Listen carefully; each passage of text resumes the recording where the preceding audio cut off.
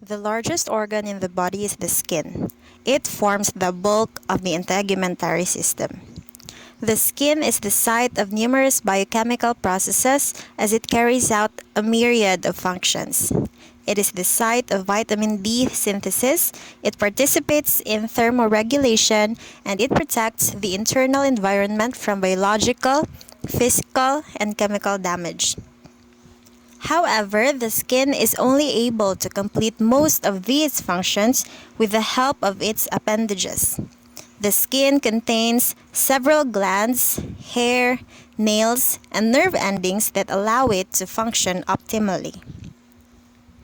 And today, we will be discussing about the skin and its appendages.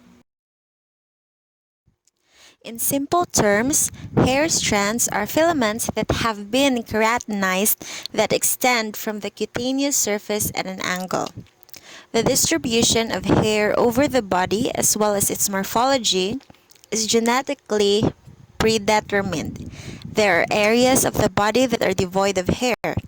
These include glabrous skin of the palm and soles, as well as thin skin such as the glans penis or glans clitoris, the prepuce or labia minora, and inner surface of the labia majora. In animals with a thick coat of hair or fur, the hair help to keep the animal warm. In man, this function is performed by subcutaneous fat. The relative hairlessness of the human skin is an adaptation to make the skin a more effective sensory surface. The presence of short hair with a rich nerve supply of their roots increases the sensitivity of the skin. Now, each hair consists of a part that is seen on the surface of the body and a part anchored in the thickness of the skin. The visible part is called the shaft, the embedded part is called the root, and the root has an expanded lower end called the bulb. The bulb is invaginated from below by part of the dermis that constitutes the hair papilla.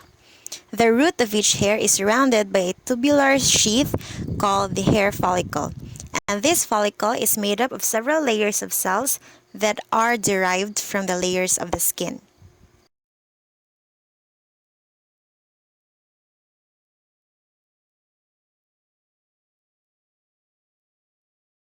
This photo on the right depicts a histological slide of a hair follicle, the one highlighted with the green color.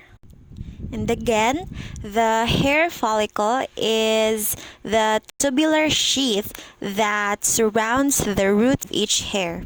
And the follicle is made up of several layers of cells that are derived from the layers of the skin.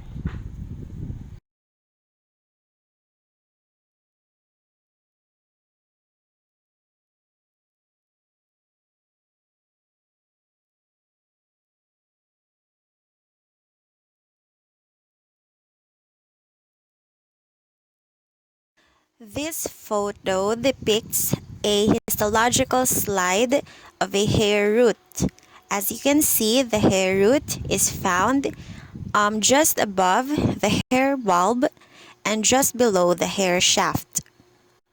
Moreover, hair roots are always attached to the skin obliquely.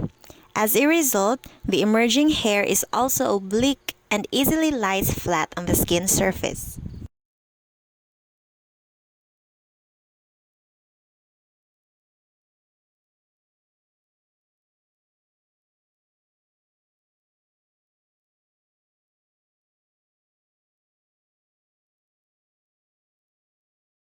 Now, the root has an expanded lower end called the bulb, and the bulb is invaginated from below by part of the dermis that constitutes the hair papilla.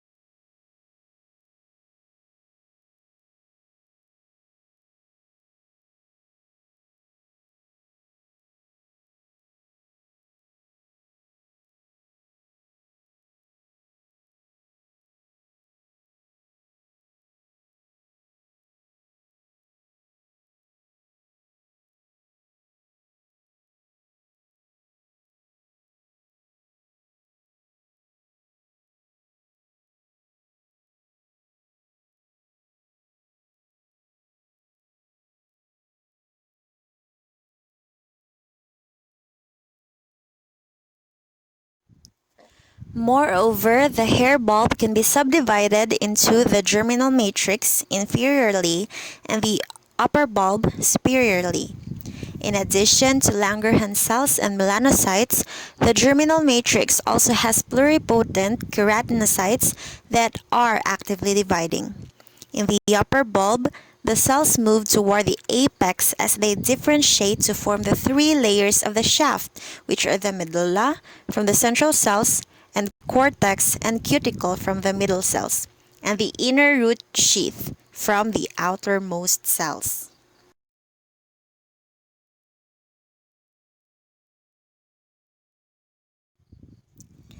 Hair strands exist in conjunction with several other structures, including sebaceous and apocrine glands that form a pilosebaceous unit. From outside in, there is a connective tissue sheath, a glassy membrane, and an outer root sheath. An outer root sheath starts as a single or double layer at the upper bulb. The cells here are undifferentiated and filled with glycogen granules. Flattening, attenuation, and compression of the cells in the sheath occurs at the isthmus. Subsequently, they become stratified and differentiate into interfollicular epidermal cells and form the walls of the pillary canal at the meatus of the sebaceous duct. Now, the inner root sheath has three layers, and these layers, from superficial to deep, are the Henle's layer, the Huxley's layer, and the cuticle of the inner root. The Henle's layer is a thickened keratinized envelope that contains keratin filaments in a matrix and clear cells of squamous to cuboidal variety. It becomes keratinized at the level of the upper bulb. Huxley's layer has a similar composition to Henle's layer. It becomes cornified from the mid-inferior follicle and beyond. The flattened keratinized cells contain keratohyalin granules known as trichohyalin granules. Lastly, the cuticle of the inner root sheath becomes interlocked with the hair shaft during cornification up to where the inner root sheath starts to fragment at above the isthmus at the level of the sebaceous duct opening. Note that prior to cornification of Henle's and Huxley's layers of the inner root sheath, these structures contain dense, irregular arrangements of keratohyalin. And then, the third layer is the connective tissue sheath, which is made up of tissue continuous with that of the dermis.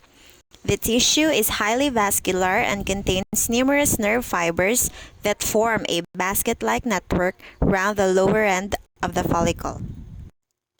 Now, the hair shaft, which is the visible part of the hair, has three layers listed from superficial to deep are the cuticle, second the cortex, and the medulla.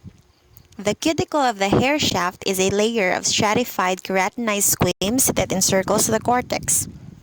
The cortex is a multitude of elongated, densely packed squames that surrounds the medulla, and the medulla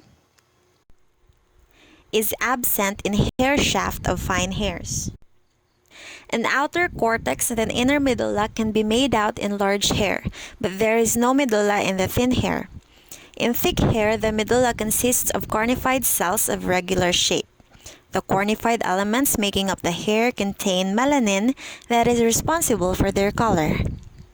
Both in the medulla and in the cortex of a hair, minute air bubbles are present, and they influence its color.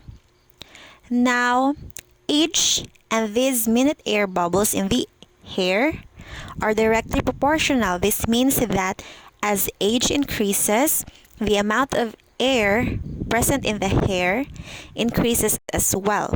And along with this is the loss of pigment, which is responsible for the graying of the hair. This photo on the right depicts the layers of the hair shaft in cross section, and the one which is highlighted in green, is the cuticle, which is formed by flattened cornified cells, and each of these cells has a free edge that overlaps part of the next cell.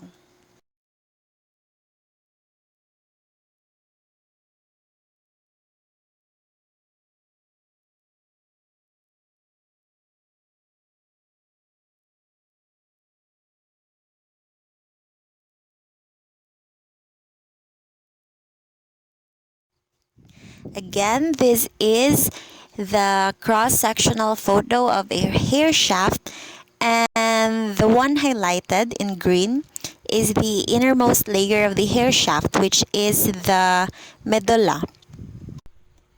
And as mentioned before, there is no medulla in thin hair. And also in the medulla and also in the cortex of a hair, minute air bubbles are present, which also influence the color of our hair aside from the melanin.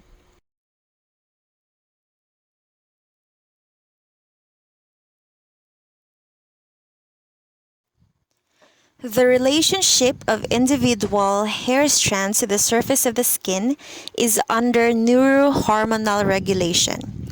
This action is mitigated by the erector pili muscle. This is a typical smooth muscle structure with intervening collagen fibers and unmyelinated sympathetic nerve fibers. The muscle bundle forms an oblique angle with the hair follicle as its insertion into the bulge of the follicle, where elastin fibers facilitate their attachment above the level of the sebaceous gland. The contraction of the erector pili muscles has two effects. First, we call it the piloerection. During piloerection, the hair follicle becomes almost vertical from its original oblique position relative to the skin surface. Simultaneously, the skin surface overlying the attachment of the muscle becomes depressed while surrounding areas become raised. These reactions are seen during exposure to cold or during emotional excitement. In layman's words, we call this goosebumps. In addition to piloerection, another effect of the contraction of these muscles also aid in expelling the contents of sebaceous gland into the hair canal. Of note, there are no erector pili fibers in the face, axilla, or pubis. This photo here shows what goosebumps look like. And again, goosebumps are caused by the contraction of the erector pili muscles. There are disorders of hair growth that results in partial or total hair loss. The process of hair loss is referred to as alopecia. It can be classified based on etiology and the potential for regrowth or according to the amount of hair that is lost. More often than not, alopecia can occur following severe systemic illnesses such as cancers, psoriasis vulgaris, or discoid lupus. In some cases, such as alopecia areata, there is an autoimmune reaction against the hair follicles that results in patch baldness. Alopecia areata is characterized by patchy or generalized hair loss on scalp, face, or body occurring gradually over a period of weeks to months. New patches of alopecia may appear while others resolve. The patient does not experience any pain, itching, or burning. Physical examination reveals well-circumscribed round to oval patches of hair loss. The scalp appears normal without erythema, scales, scarring, or atrophy. Sebaceous glands also have a wide area of distribution but are restricted to hirsute skin. The glands are found intradermally between an angle formed between the hair follicle and the insertion point of the erector pili muscle.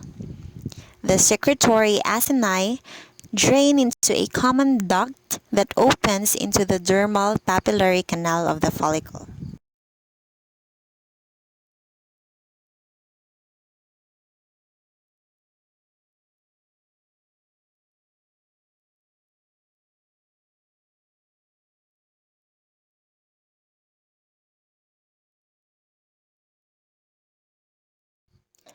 The sebaceous acini are encapsulated, reside on a basal lamina, and are perfused by an abundant capillary unit.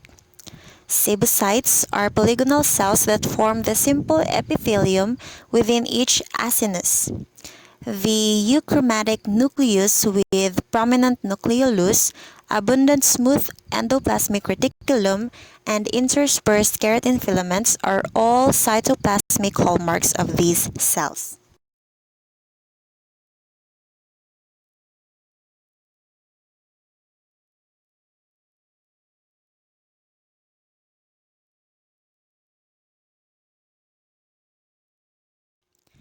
As the gland produces its secretion via holocrine mechanism, there is a highly mitotic stem cell line whose daughter cells migrate centrally within the acinus. The process takes about 21 days before mature cells begin to show features of apoptosis and break down. The ducts of the glands are lined by keratinized stratified squamous epithelium and open into the infundibulum of the follicle. The role of sebum, resulting secretion of the gland, is primarily protective in nature, that it counteracts colonization by ectoparasites and helps to seal the epidermis and coats the hair. The photo on the left shows a schematic diagram of a hair follicle and sebaceous gland, while the photo on the right shows the hair follicle and sebaceous gland as seen in a photomicrograph. The most common disorder of the pilosebaceous unit is acne vulgaris. This is a chronic inflammatory condition that is characterized by comedones on an erythematous background with pustules and papules. The comedones can be further subclassified as whiteheads, closed comedones, or blackheads, open comedones. While acne can be seen in neonates and adults, it is most often seen in the adolescent age groups. The lesions commonly present in sebaceous areas such as the cheeks, chin, upper chest, shoulders, and back. There are four key elements of the pathophysiology of acne that can be remembered with the acronym SKIM. S-K-I-M. S means increased production of sebum, following an increase in the production of androgens. K means excess keratinization at the follicular opening, resulting in obstruction of the pilosebaceous unit. I means commensal organisms of the skin get trapped in the unit and proliferate, thus inciting an inflammatory response. Some microorganisms such as Heterosporum acnes are potent activators of stimulants of the complement pathway, resulting in neutrophil recruitment and further propagation of inflammation. And M, the aforementioned microorganisms are responsible for the inflammation. Staphylococcus epidermidis is one of the most common example of inciting microbes in the pathogenesis of acne vulgaris. Treatment of acne vulgaris should therefore involve only topical agents in mild cases or a combination of topical and systemic agents in severe cases. The therapy should at least include an antimicrobial agent to control the inciting pathogen and a keratolytic agent to disrupt the keratin plug. Generally, there are three major classifications of the integumentary glands. However, there are several specialized versions of these glands that are beyond the scope of this book. The glands of the skin are loosely characterized as sweat glands, in spite of the fact that their secretions have different components and are formed by different mechanisms.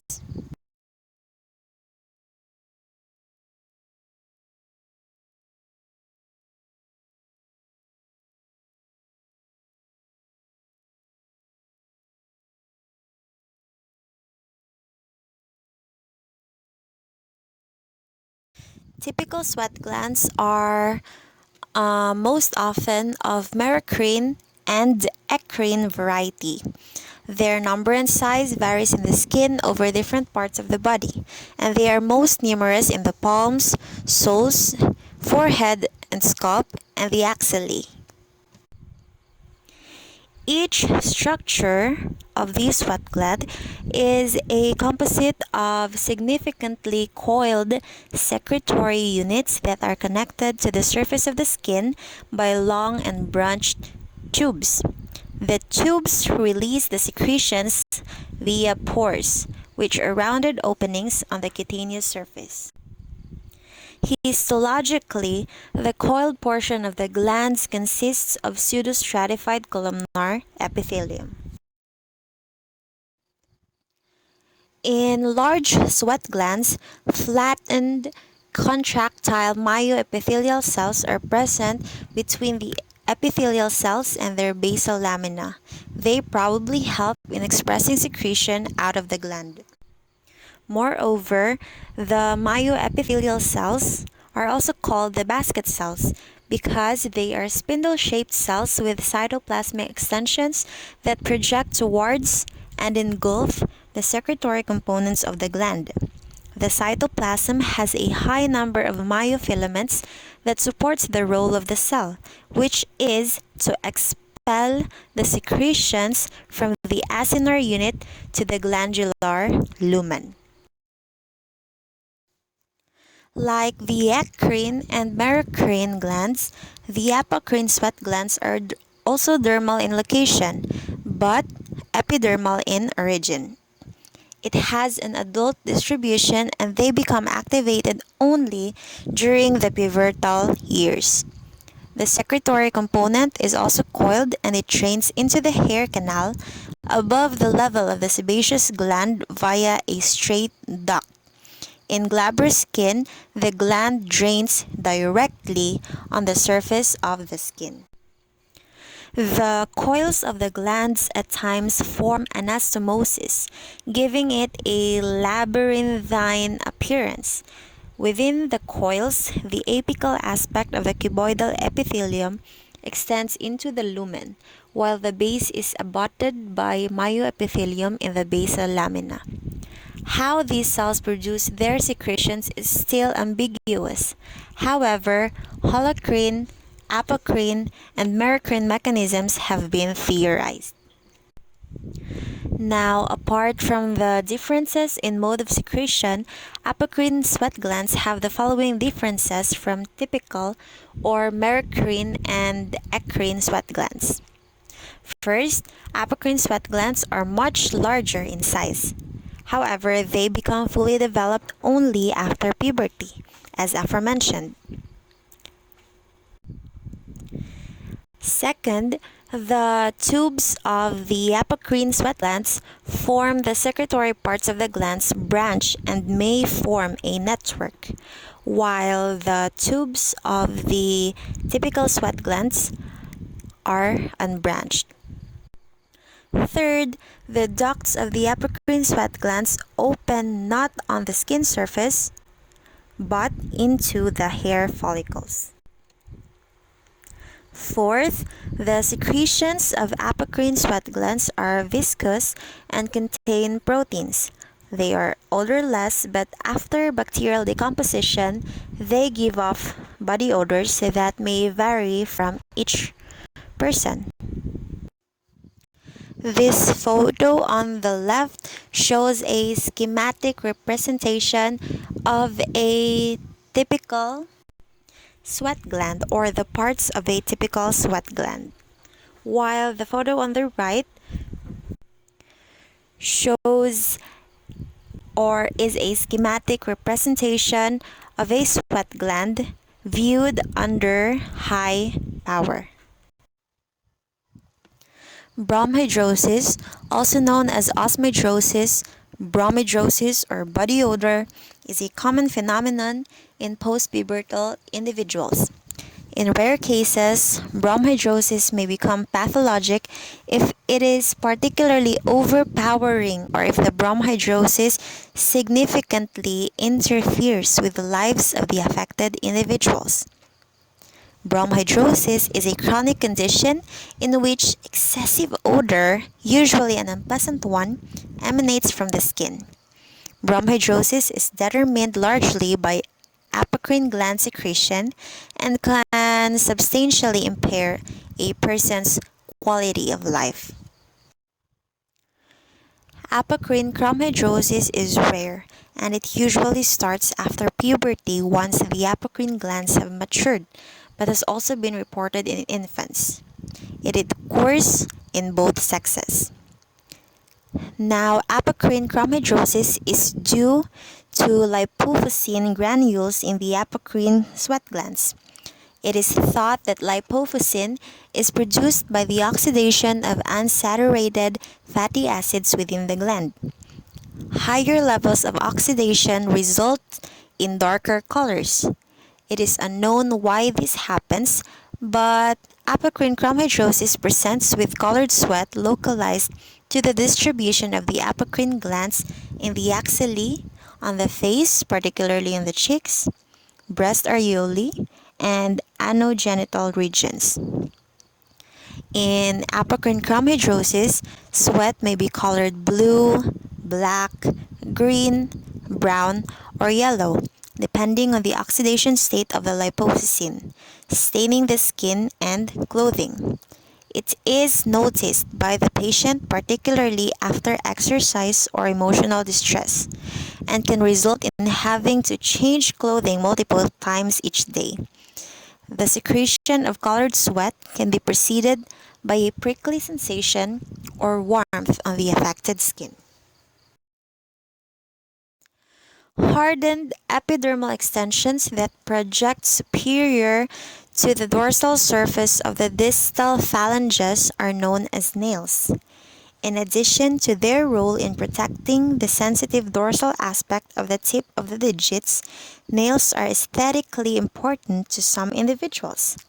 More importantly, they are useful for providing a gratifying scratch to a persistent itch in the absence of adequate antihistamines.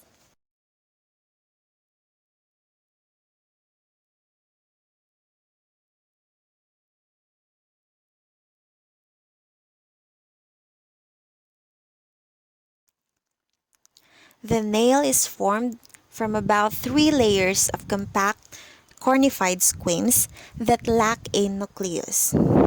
There are tightly arranged filaments suspended in a protein matrix that are oriented along the long axis of the nail.